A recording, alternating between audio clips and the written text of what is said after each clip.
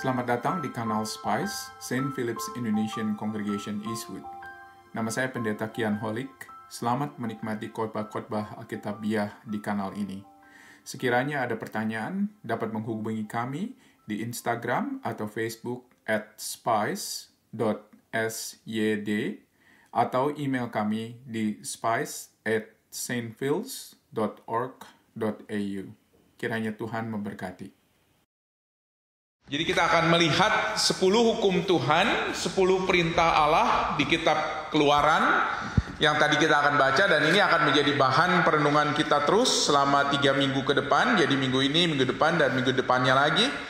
Dan terutama kita akan memikirkan yaitu bagaimana kita sebagai orang Kristen, bukan orang Israel, sebagai orang Kristen, ribuan tahun setelah hukum ini diberikan, masih perlu untuk kita memikirkan dan kita mentaati hukum ini. Ya, jadi kalau misalnya kita melihat biasanya yang namanya hukum begitu, itu biasanya lekat sekali dengan konsekuensi daripada hukum tersebut, yaitu apa? Hukuman. Ya, jadi kalau misalnya kita bicara mengenai hukum, biasanya di kepala kita itu lekat dengan hukuman.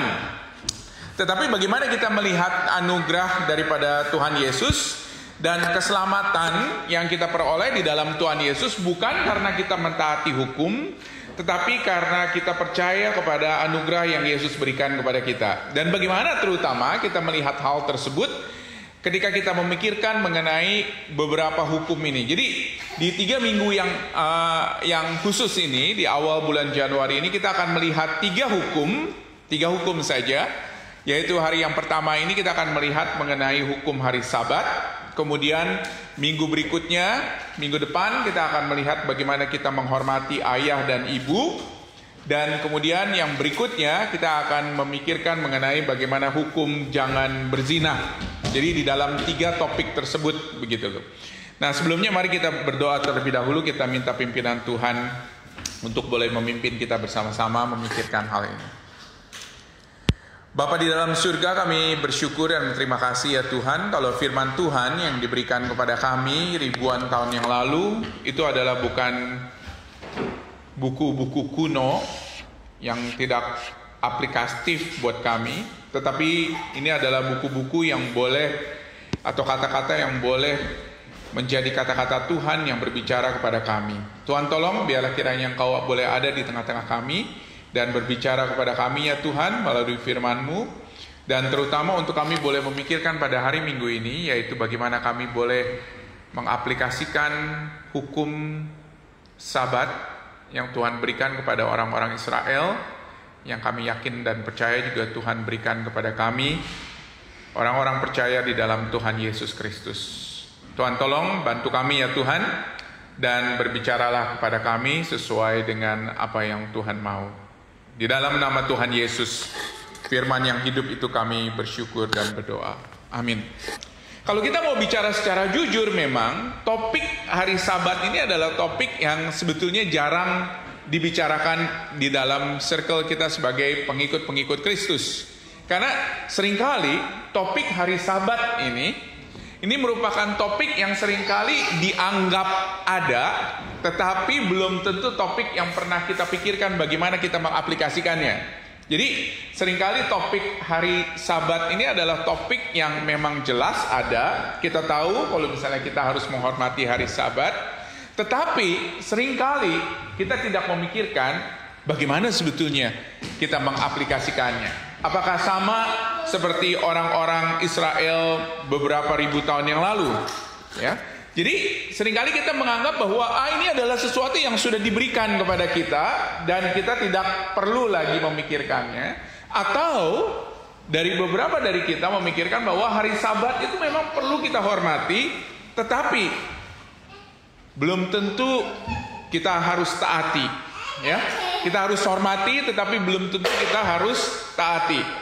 Atau mungkin juga beberapa dari kita bingung bagaimana caranya mengaplikasikannya di dalam zaman modern ini, khususnya di dalam pengenalan iman kita di dalam Tuhan Yesus Kristus. Jadi saya kepingin topik ini adalah menjadi topik yang sangat praktis buat kita semua, dan saya kepingin di akhir dari khotbah ini nanti kita ada tanya jawab untuk kita boleh berinteraksi mengenai apa yang kalian pikirkan mengenai topik ini.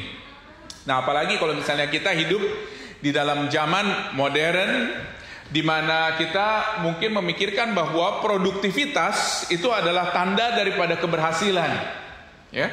Jadi kalau misalnya kita ditanya sama orang, ngapain aja weekend kemarin?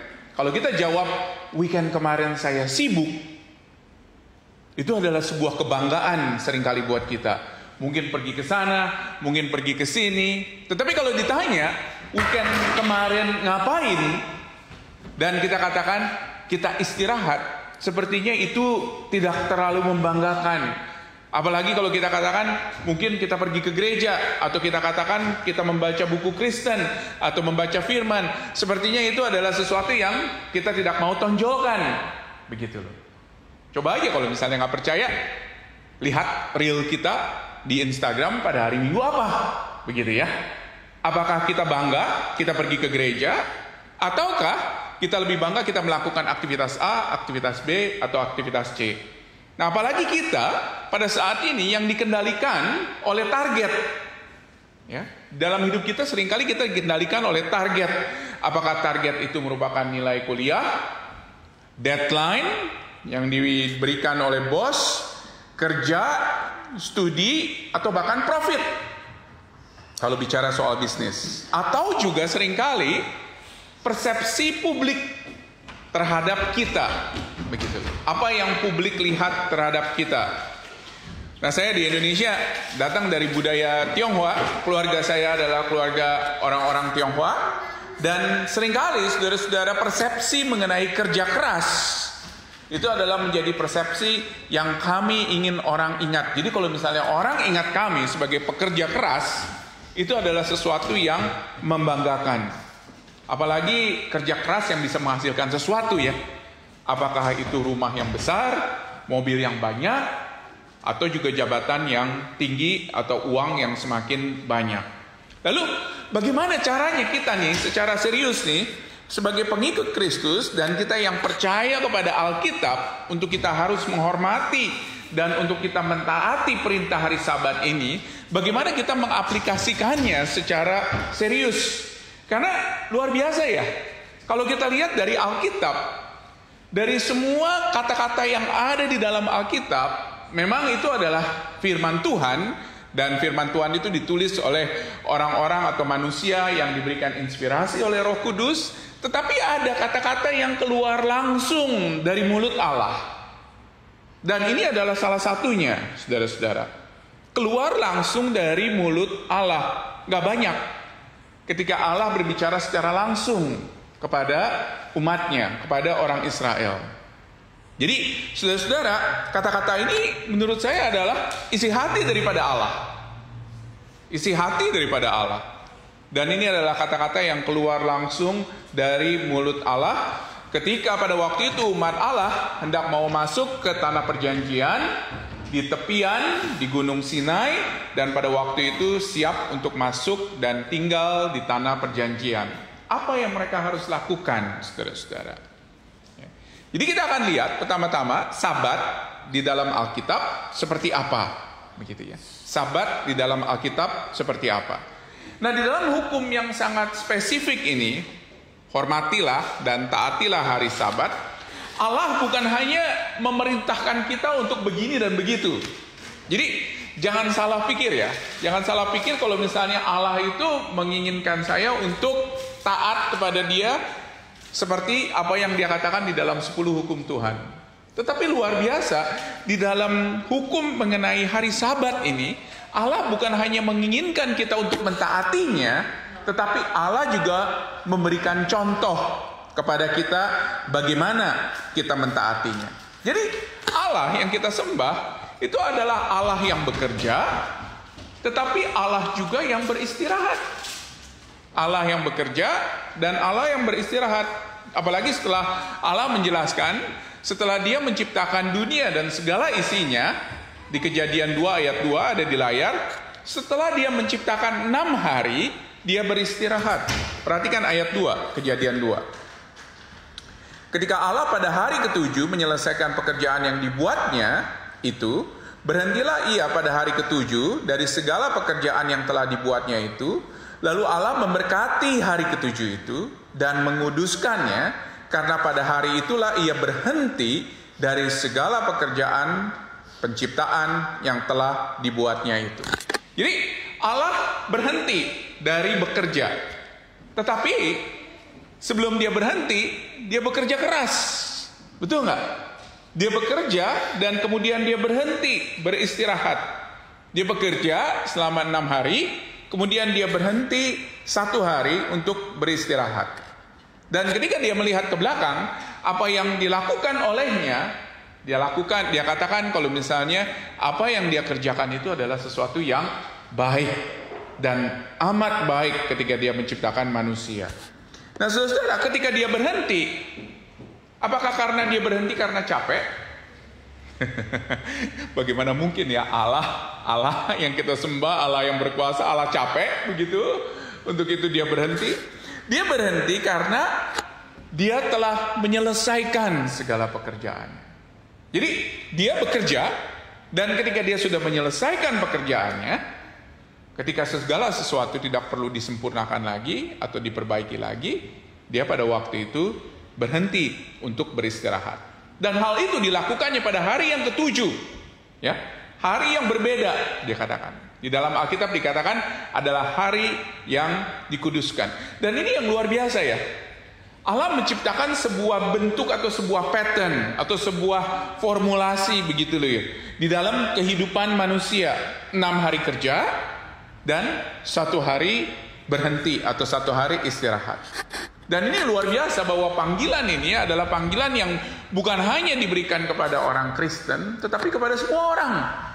Saya yakin dan percaya ada begitu banyak orang yang saudara kenal yang bukan Kristen, yang bekerja Senin sampai Jumat atau Senin sampai Sabtu, dan kemudian beristirahat pada hari Minggu. Betul nggak? Itu bukan hanya untuk orang Kristen, tetapi untuk semua orang. Jadi bentuk tersebut, pattern tersebut, 6 hari kerja dan 1 hari untuk istirahat, itu adalah pattern yang Tuhan berikan kepada manusia. Bukan hanya kepada orang Kristen, tetapi kepada semua manusia. Dan luar biasa saudara-saudara, dari semua pattern yang ada di dalam kehidupan kita sebagai kehidupan orang-orang modern pada saat ini, misalnya 1 hari 24 jam atau 1 hari 1 bulan 30 hari atau 1 tahun 365 hari misalnya contohnya saudara-saudara. Dari itu semua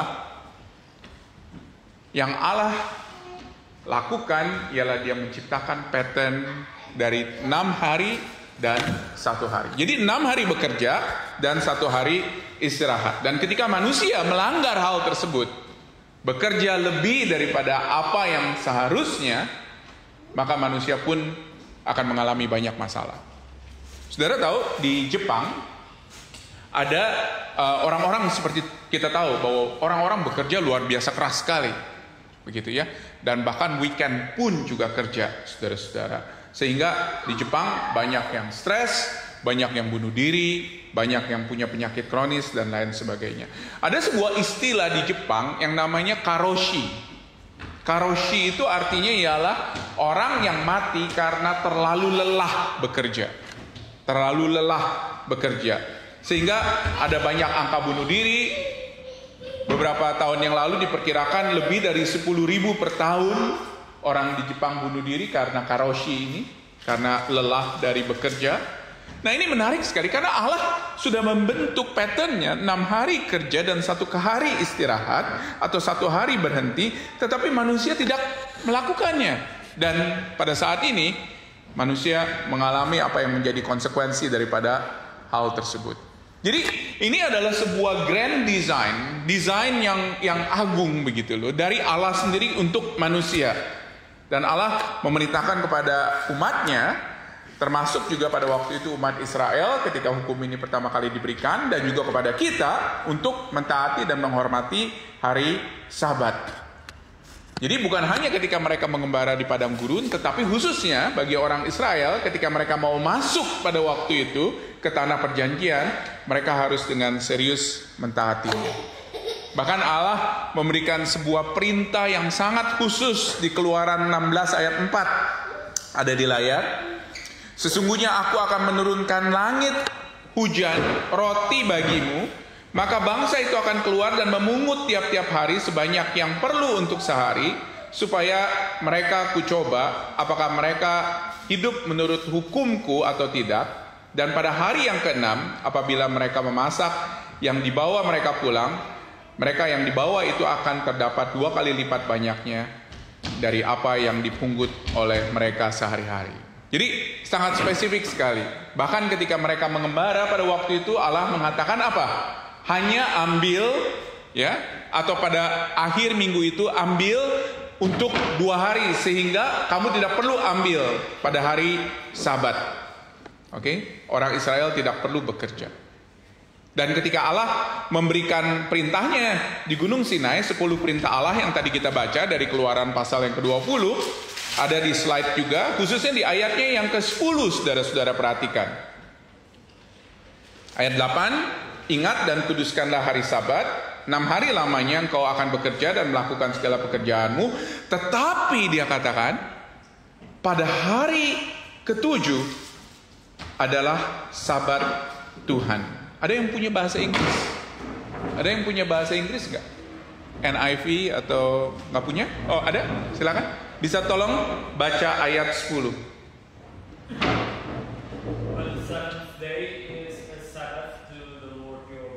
Oke, stop sampai di situ.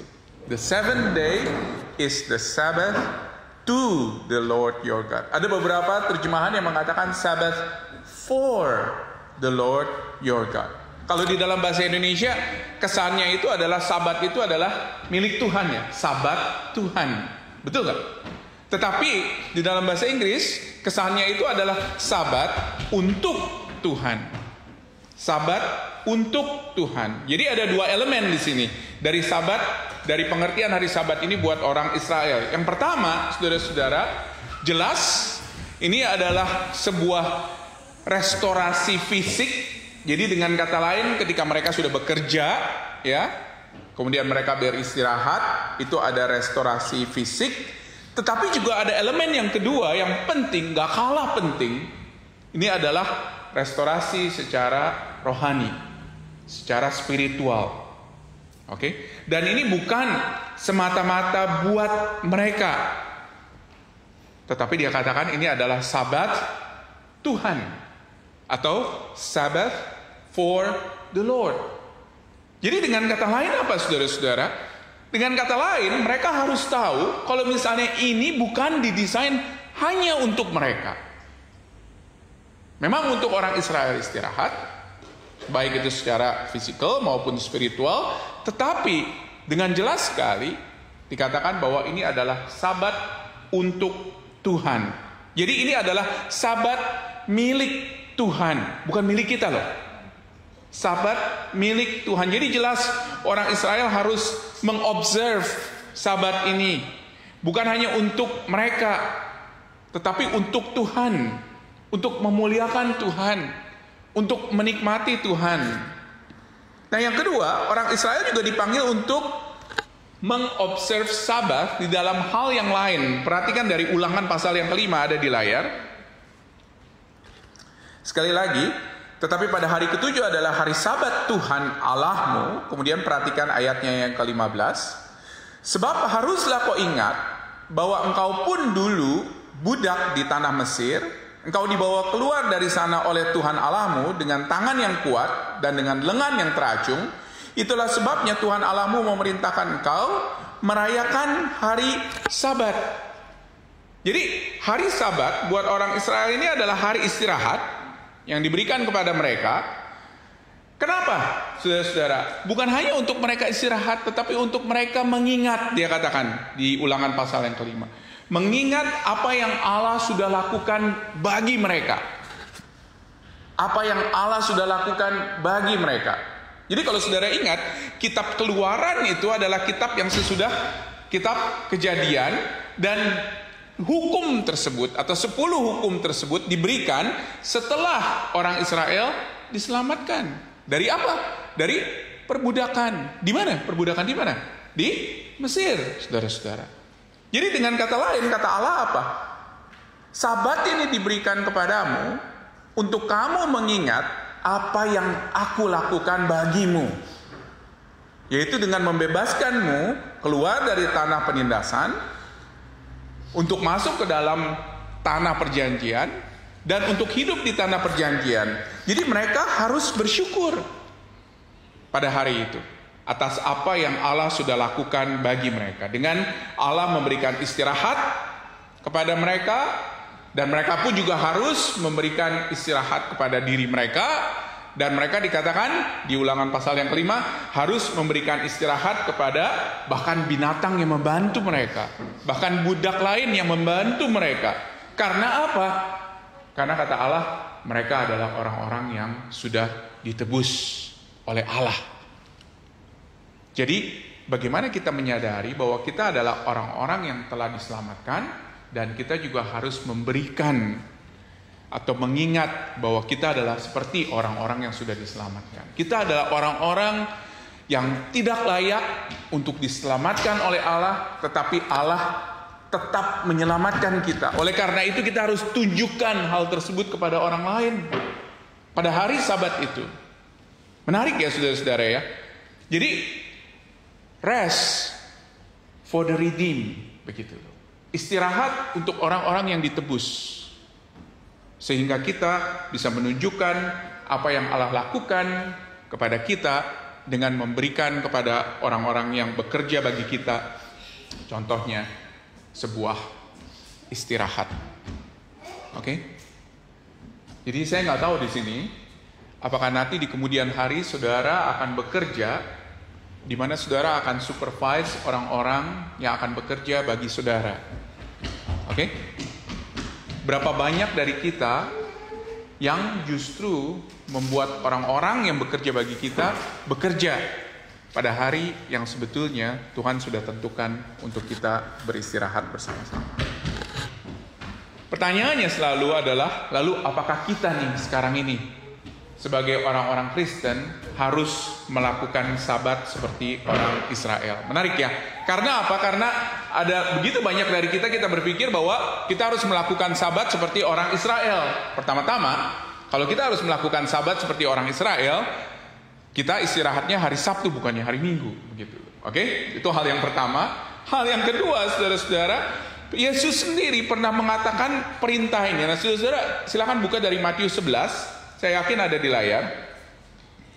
Matius 11 ayat 28 hingga ayatnya yang ke-30. Matius 11 ayat 28 hingga ayatnya yang ke-30. Kalau sudah ketemu, apakah dari layar ataukah dari HP saudara, kita akan membaca bersama-sama. Oke, 1, 2, 3. Marilah kepadaku semua yang letih lesu dan berbeban berat, aku akan memberikan kelegaan kepadamu. Pikulah kuk yang kupasang dan belajarlah padaku, karena aku lemah lembut dan rendah hati, dan jiwamu akan mendapat ketenangan. Sebab kuk yang kupasang itu enak, dan bebanku pun ringan. Jadi kata Yesus apa? Kepada orang-orang yang pada waktu itu mendengarkan dia mengajar. Dia katakan apa? Datanglah kepadaku, hai kamu semua yang berbeban berat. Ya. Beban berat karena apa, saudara-saudara? Ada banyak orang mengatakan karena orang-orang ini adalah orang Israel, mereka terbeban berat karena hukum yang mereka harus lakukan. Jadi mereka mencoba mengejar standar kekudusan Allah. Mereka mencoba untuk mereka dapat diterima di dalam masyarakat mereka dengan mereka bekerja keras melakukan hukum Tuhan. Jadi kata Tuhan Yesus, datanglah kepadaku, hai semua yang letih lesu dan berbeban berat. Jadi itu bukan hanya karena capek secara fisik, tetapi juga capek karena kita harus melakukan requirement, keharusan daripada semua hukum-hukum Taurat. Dan datanglah kepadaku, kata Yesus. Wah, ini sebuah janji yang melegakan sekali, saudara-saudara. Memberikan kepada kita kemerdekaan. Karena apa? Karena saudara-saudara, kata Yesus, Datanglah kepada aku, hai kamu semua yang letih, lesu, dan berbeban berat. Salah satunya ialah dengan mentaati hukum Sabat itu. Datang kepada aku, kata Tuhan Yesus, dan aku akan memberikan kelegaan kepadamu. Luar biasa, saudara-saudara. Yesus mengatakan bahwa apa? Orang-orang yang mencoba untuk mentaati hukum Tuhan dapat datang kepada Yesus karena apa? Karena Yesus sebetulnya yang mentaati hukum Tuhan secara sempurna. Jadi ketika mereka datang kepada Yesus, mereka tidak perlu lagi untuk mentaati hukum Tuhan dengan sebuah kesempurnaan, karena nggak ada manusia yang bisa melakukan hal tersebut. Tetapi mereka datang kepada Yesus dan percaya kepadanya dan mengatakan, Tuhan, saya bersyukur kalau saya bisa diterima di hadapan Allah, bukan karena saya melakukan hukum Tuhan, tetapi karena apa yang Yesus sudah lakukan buat saya. Termasuk juga hukum Sabat ini, saudara-saudara. Memberikan kelegaan kepada orang-orang Israel pada waktu itu. Untuk datang dan untuk percaya kepada Yesus, dan untuk menaruh apa yang menjadi beban mereka kepada Yesus, karena mereka tahu bahwa Yesus akan memberikan kelegaan kepada mereka. Ini bukannya berarti bahwa Yesus mengangkat loh ya semua kuk ini. Jangan salah. Jadi banyak orang berpikir bahwa wah enak ya kalau misalnya di dalam Tuhan Yesus saya nggak usah kerja lagi. Atau di dalam Tuhan Yesus saya nggak usah mentaati lagi hukum Tuhan. No, bukan begitu. Tetapi kita datang kepada Yesus karena apa? Karena Yesus katakan, aku akan memberikan kelegaan dari kuk itu. Bukannya berarti menghilangkan kuk itu, tetapi memberikan kelegaan daripada kuk tersebut. Dan kita bisa datang kepada Yesus dan mengatakan, terima kasih ya Tuhan, karena Engkau sudah melakukannya bagiku. Satu bacaan lagi yang menarik dari Perjanjian Baru, dari Markus pasal yang kedua, saudara-saudara. Markus pasal yang kedua, silakan buka. Saya ada satu ayat yang saya highlight di sini dari ayat 27. Yesus pada waktu itu bersama dengan muridnya melakukan pekerjaan pada hari Sabat. Wah, ini pelanggaran yang luar biasa besar sekali, saudara-saudara, pada zaman Tuhan Yesus, apalagi di mata orang-orang Yahudi, di mata para pemimpin Yahudi. Karena Yesus menyuruh bahkan murid-muridnya untuk melakukan pekerjaan pada hari Sabat. Dilihat oleh orang banyak, orang-orang Farisi, dan orang-orang ini mencoba untuk mengkritisi Yesus. Tetapi lihat apa yang dikatakan oleh Yesus di Markus 2 ayat 27. Hari Sabat diadakan untuk manusia, bukan manusia untuk hari Sabat. Jadi Sabat dikatakan diberikan untuk manusia, bukan manusia untuk Sabat. Sabat diberikan untuk manusia beristirahat, baik itu secara fisikal maupun juga secara spiritual, untuk menikmati Tuhan, untuk kita bersyukur kepada Tuhan. Bukan pada akhirnya manusia dikekang dengan aturan-aturan yang ada sehingga membuat hari Sabat itu menjadi beban. Lihat nggak saudara balance di sini? Ya, di sini Yesus tidak mengcancel atau meniadakan perintah ini, tetapi dia menginterpretasi ulang perintah ini dengan mengatakan bahwa Sabat yang sesuai dengan tujuan Allah pada awalnya itu adalah Sabat bagaimana kita dapat menikmati Allah dan kita dapat berhubungan dengan Allah. Sabat untuk Allah, untuk Tuhan, bukan hanya untuk kita, saudara-saudara. Jadi pertanyaan praktis yang saya ingin tanyakan kepada saudara ialah, sudahkah kita menjalankan Sabat secara benar? Yang kebanyakan bagi saudara-saudara pada hari Minggu, buat saya pada hari Senin, begitu. Sebagaimana yang Tuhan ingin lakukan, saudara-saudara. Apakah kita sudah melakukannya dengan benar? Jadi kalau misal saudara adalah seorang yang bukan pengikut Kristus, saya ingin memberitakan bahwa ada sebuah berita kelegaan yang diberikan oleh Tuhan Yesus kepada saudara. Bukan berita yang mengekang atau mengikat. Karena banyak orang berpikir bahwa saya ke gereja, saya tidak mau karena gereja akan mengikat saya. Yesus akan mengekang saya. No, Tuhan Yesus katakan apa? Marilah datang kepadaku semua yang letih, lesu, dan berbeban berat.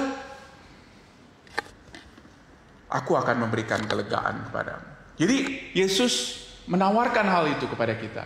Dan mengatakan bagi kita semua yang letih lesu dan beban berat, apakah itu karena pekerjaan, apakah itu karena capek mentaati hukum Tuhan, kita dapat datang kepada Dia dan kita akan memperoleh kelegaan, kita akan memperoleh istirahat di dalam Tuhan Yesus.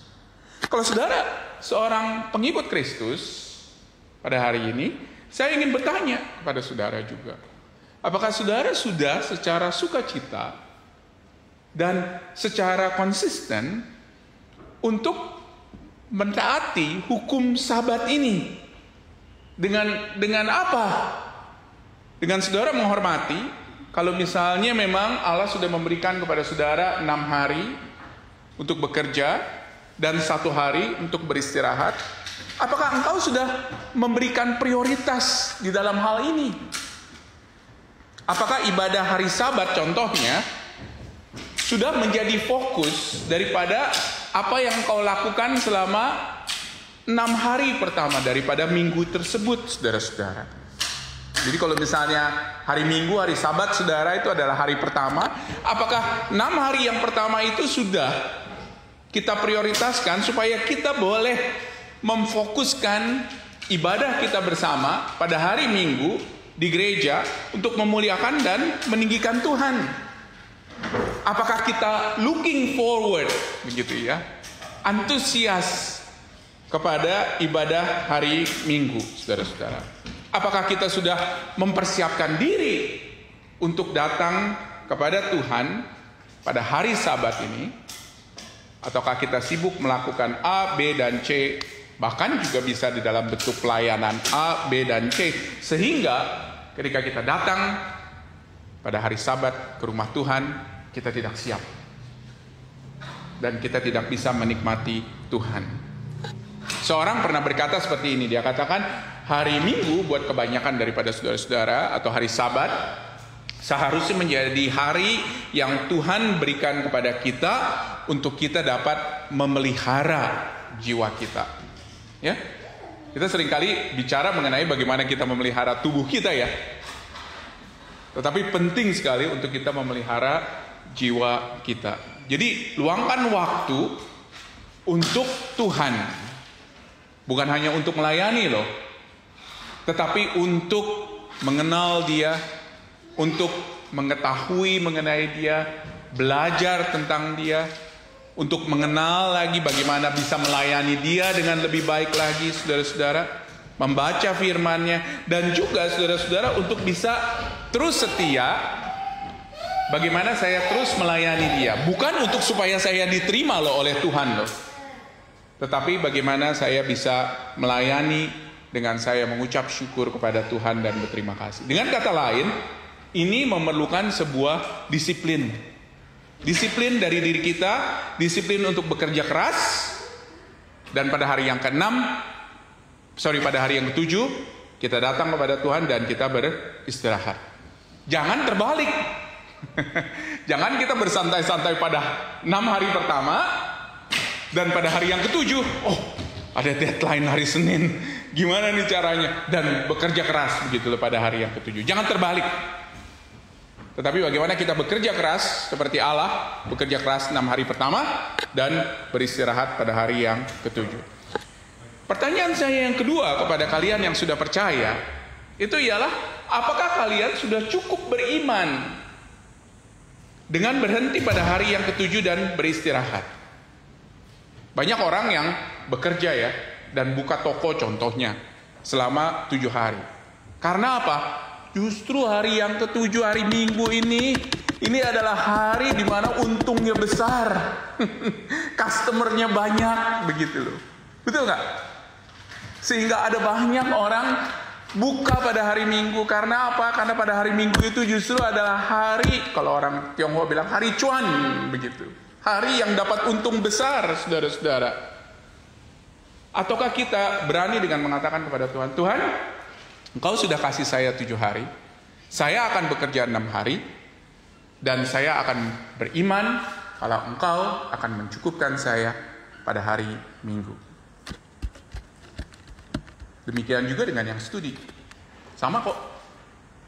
Apakah kita berani dengan mengatakan, Tuhan, Engkau sudah berikan kepada saya 6 hari, Dan saya akan buat hari Sabat ini menjadi hari yang spesial untuk Tuhan, supaya engkau dimuliakan. Dan saya percaya kalau Tuhan akan memberikan kepada saya apa yang saya butuhkan. Bisa nggak kita mengambil komitmen tersebut? Saudara-saudara, kita dipanggil sekali lagi untuk memikirkan hal ini dengan serius. Karena apa? Karena kita ingin memuliakan Tuhan sama-sama.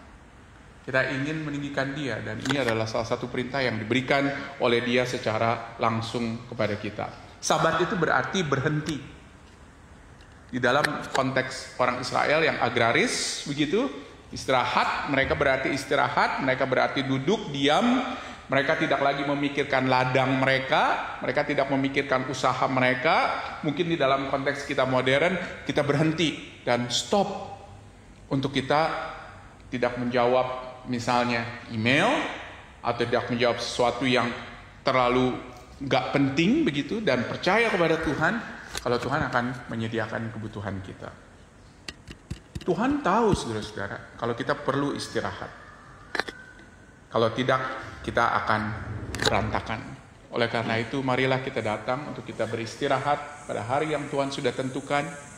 Dan bagaimana kita percaya kalau misalnya Dia akan menyediakan semua yang kita perlukan di dalam Tuhan Yesus Kristus. Mari kita berdoa.